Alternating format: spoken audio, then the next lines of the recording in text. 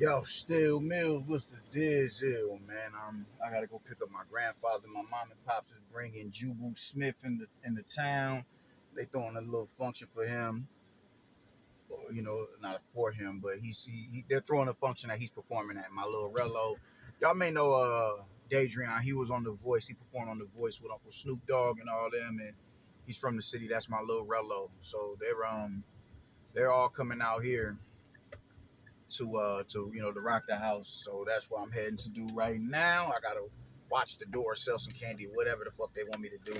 So that's what I'm on my way to do right now. But Pete gang, man, we got to get into this shit, and that is Conor Ben versus Chris Eubank Jr. Man, listen, that might have been fight of the year, dog. That might have been fight of the year. Them dudes, they put on, man. And it's more of a kudos to Conor Ben than it is Chris Eubank because Conor Ben is the one who jumped up in weight. He does not need to be, and he's far more inexperienced than Chris Eubank Jr. And even in his inexperience, for him to even be able to, win 8 rounds or 5 rounds, you got to commend Conor Ben, dog. Like I fuck with Conor Ben, dog. I fuck with Conor Ben. I honestly do. I fuck with Conor Ben, man. The first round came out, you dig. Chris Eubank wasn't having too much success with the jab. I mean, he had a little bit of success with the jab early on. He did enough to where he was defensively minded enough to where, and he did good enough to the jab where he could, he won that round. But in the second and the third round, Conor Ben began to turn it up, and he came out the gate swinging, man. He came out the gate taking chances, taking risks, applying pressure, and was just swinging for the fences, trying to off this dude's head. But he came out doing that shit. So by the time the second round comes around, not even in the second round, throughout the duration of the fight, the way he was getting, the way that he was slipping and evading Chris Eubank Jr.'s jab was really, really, really. It was good, man. It was real good work, real good defensive work, man. But in the second and the third round, I think the third round he clipped him and hurt him. He hurt Eubank Jr., man. And you seen Eubank Jr. kind of do a dance like, whoa, like I wasn't expecting that. And from around, I want to say from rounds 4 till maybe 9 or something like that. Because, Chris Eubank just went on a tirade and just started winning all these consecutive rounds.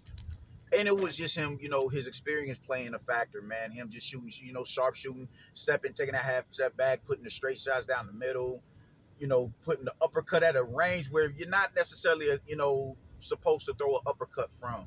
He did it at around about mid range, man. But when you got that much more experience over somebody, you can get away with doing shit like that. So he's doing real good work with the jab. He's splitting the guard. But the thing is, with Conor, he tried throughout the entirety of the fight. He just kept trying to look for openings.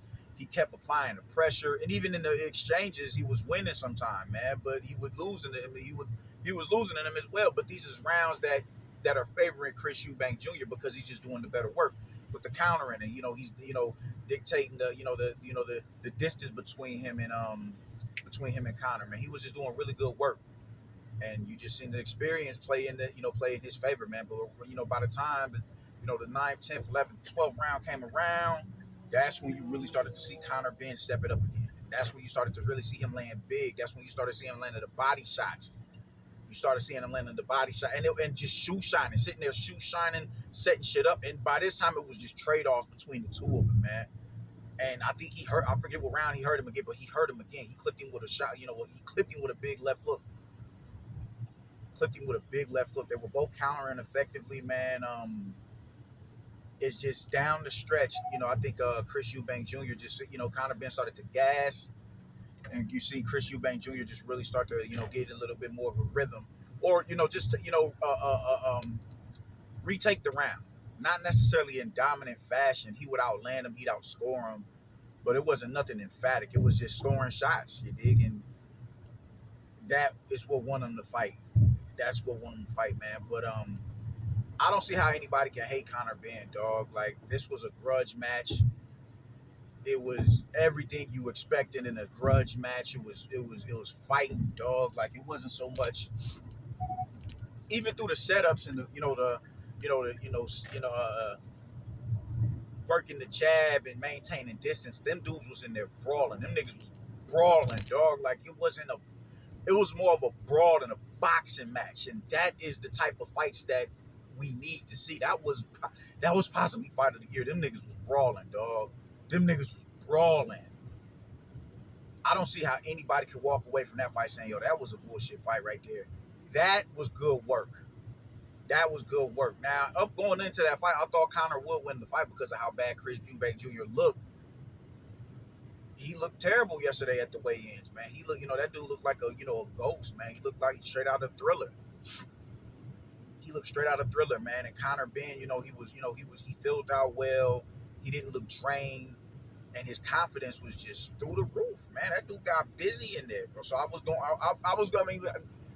going with Chris Eubank to pull the upset. Not Chris Eubank, but Conor Ben to pull the upset, man. But Chris Eubank showed resilience and he showed his experience. You got to think who this dude has been in there with, man. He's been in there with Daniel DeGill. He's been in there with Maffei Korobov. He's been in there with Groves. He's been in there with Billy Joe Saunders. He's been in there with these type of individuals, man. He's been in there with Beefy. He's been in there with these dudes, bro. These are dudes who are he's a lot more seasoned than Conor Ben. These are champions he's been in there with. As far as Groves and Billy Joe Saunders, these are champions, legitimate champions. Conor Ben has not fought a champion as of yet. Even fighting Chris Eubank, he has yet to fight a champion. But what was so dope about it, that dude showed there's no stamina issues with that dude. That dude can fight from rounds 1 to 12 at that pace. That is dangerous. That is dangerous. And for you to be able to fight like that in front of a fucking middleweight, that says a lot about your character as well. That says a lot about him. Because you can think Chris Eubank Jr. is trash all you want. I'm not the biggest fan of him because I think he's a buster as far as trying to, pull up the smaller fighters. I think the dude is a mark for that, man. But the thing is this: he is a seasoned fighter. He's not trash. He's a seasoned fighter. He has good, he has tools in his tool bag. He has tools in his tool bag. Now that he got rid of Roy Jones Jr., he ain't fighting like Roy Jones Jr. no more because he doesn't have the dexterity and the athleticism and just the natural gifts that Roy Jones Jr. had as far as foot speed and all that shit it goes to get away with glaring deficiencies in your game. He doesn't have that type of gifts, and because of that, he got away from Roy Jones Jr. He's holding the phone a lot better now, man. His guard is a lot tighter. Chris Eubank Jr. is not a bad fighter. Chris Eubank Jr. can go in it. The middleweight division is wide open, bro. I don't know why you won't just go back, take your ass to middleweight and fight them dudes up there. You just don't want to belt? All right, whatever the fuck ever. But nonetheless, he's been in there with some reputable fighters, some real reputable opposition. If for Conor Ben to go in there and fight that dude the way that he fought that dude at that particular pace, that speaks volumes to Conor Ben. That speaks volumes, man. That speaks volumes. You gotta commend that dude. And I'm looking forward to the rematch. Them niggas got busy in there. That was a competitive bout right there. That was an entertaining bout. That was everything you look for in a fight. Minus the knockdowns, because we didn't get no knockdowns. But it was high drama. It was high pack. It was action packed. High volume. It was all that shit, bro. It was all that. How can you be mad at a fight like that? Them niggas got busy. Salute to Conor Ben. I guess you got to salute Chris Eubank Jr. I don't want to, but you got to because, both of them fought. Nah, man, I ain't saluting Chris Eubank Jr. because your ass shouldn't be fighting no fucking Conor Ben. Everybody was mad or whatever trying to play the violins and show this dude as some sort of victim. And I'm like, for what? You chose to fight that dude. You chose to turn your nose up at Johnny Beck. You chose to turn your nose up at Erislandy Lara. You chose to prioritize all these smaller dudes. You chose to prioritize Kell Brook and fucking Terrence Crawford. Why are you calling them niggas out as a fucking middleweight? And I'm supposed to feel bad because you looked the way that you looked yesterday? No, I'm not. That shit was really bothering me. Like, y'all was really mad that this dude, y'all calling this shit unethical and all that shit. No, what's unethical is a middleweight to continuously call out welterweights. What's unethical is for a middleweight to sit here and goad these smaller men and like chastise them like I'm bothering you, like I'm being petulant towards you. I'm getting on your nerves. Let me know, man, just leave me alone. Say some shit like that to Bud or Kell Brook. It's like, my nigga, You got an entire division that you campaigning and you coming over here to try to fight us. Man, get the fuck out of here.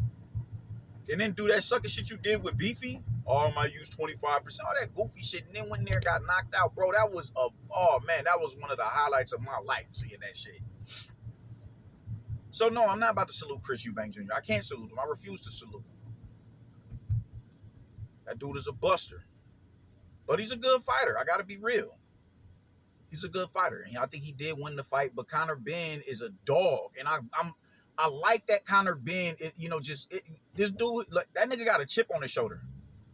I said this before, bro. He ain't one of them niggas that I think he gets mad that he came up the way that he came up.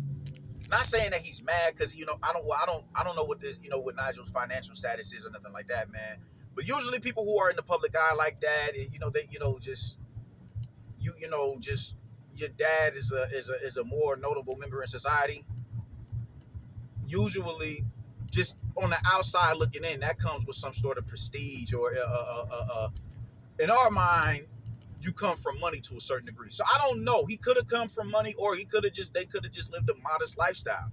I don't know. But nonetheless, he's really like this dude is like, you got me fucked up, bro. Like, my nigga, I'm with all that. I'm with all that, bro. Like, he's not running or nothing like that. Dude ain't bitch made. That's an official dude right there. If the drama is on, nigga, I'm in the middle of the street. What's happening? In a $1,500 suit, if that's how y'all want to get it. That's just that dude's. That's his get down, man. That's his demeanor. I dig that shit. I fuck with Conor Benn, dog, and you see that you see that how he fights. He's an aggressive fighter, man. That dude's fighting identity is like this nigga's a factor, bro. Like, leave this nigga alone. Don't play with him. Don't try to play that dude like he's some rich boy or whatever the case may be, or he's soft and you come from money. You out here playing a role. That nigga step on you. So I fucks with Conor Benn. There's a lot of people who don't fuck with Conor Benn, but I fuck with Conor Benn. And he went for him to go in there and take them chances with a fucking middleweight that he was taking. Because it was pissing me off watching it. I'm like, my nigga, why are you taking that shit? Like, why are you trying for that hook that early, my nigga? Why are you doing that?